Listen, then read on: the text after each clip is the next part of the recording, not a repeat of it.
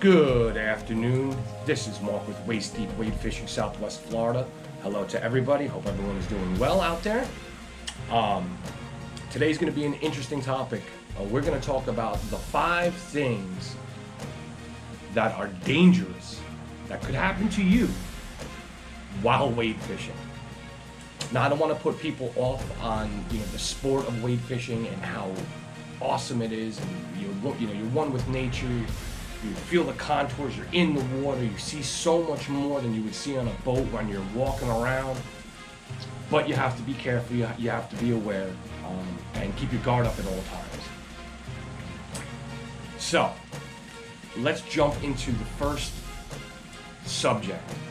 Number 1, and I'm sure everyone knows this one, sharks.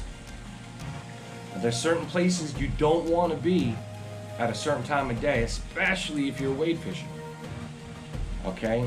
If you are out near a sandbar and it's covered in bait and it's getting towards dark, you need to get off that sandbar. I don't care how good the fishing is, how much you want to stay out there, I don't care. Get off of that sandbar and get back to the shore before it's dark.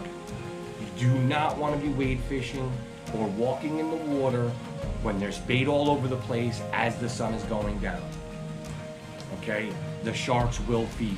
Matter of fact, 3 years ago, a gentleman was fishing for bait on the sandbar and did not listen to what I'm saying right now. And it was in the newspaper.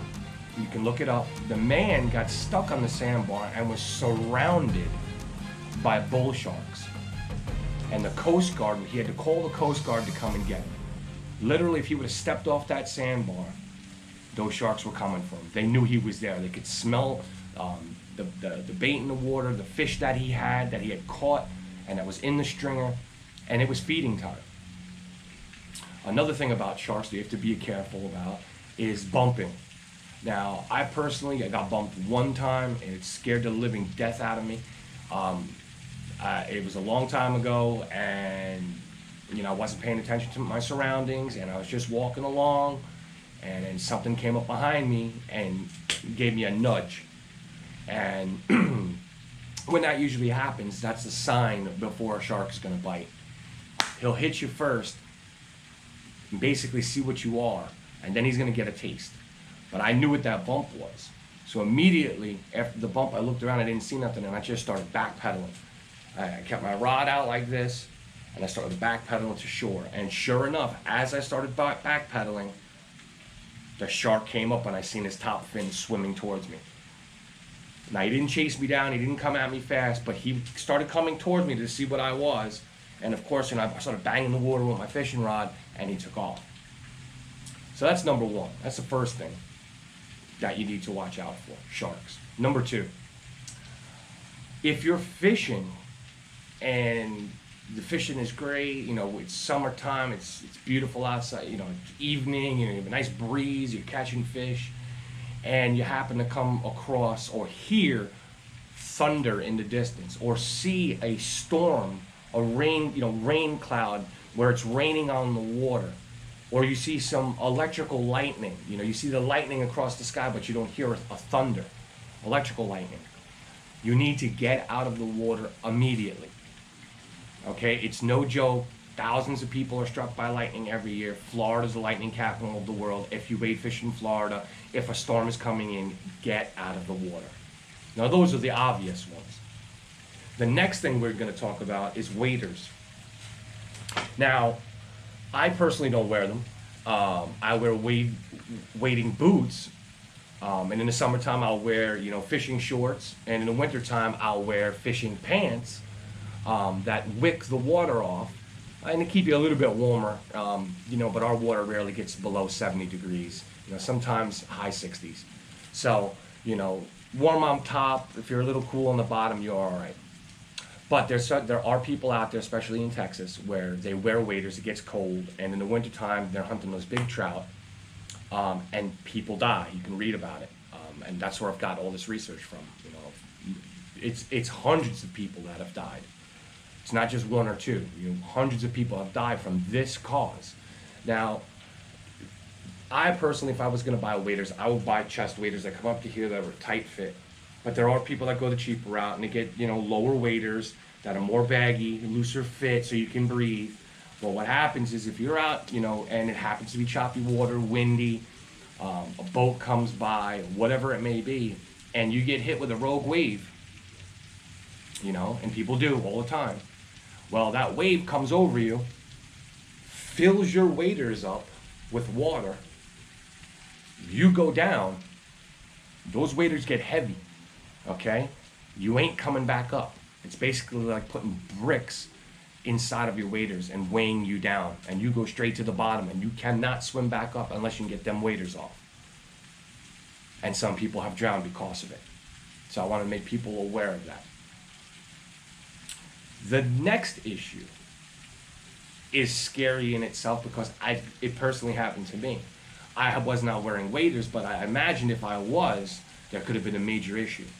I was walking along a flat I wasn't familiar with, and flats have holes, okay? They're called, you know, they have sand potholes, and then they actually have potholes. And where I fish, out in Charlotte Harbor, used to be a bombing range, you know, back in the early 20s and 30s.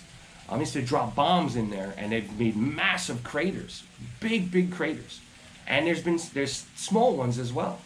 Well, I happen to be walking along, and then all of a sudden I take a step, and I step off, and I go straight under.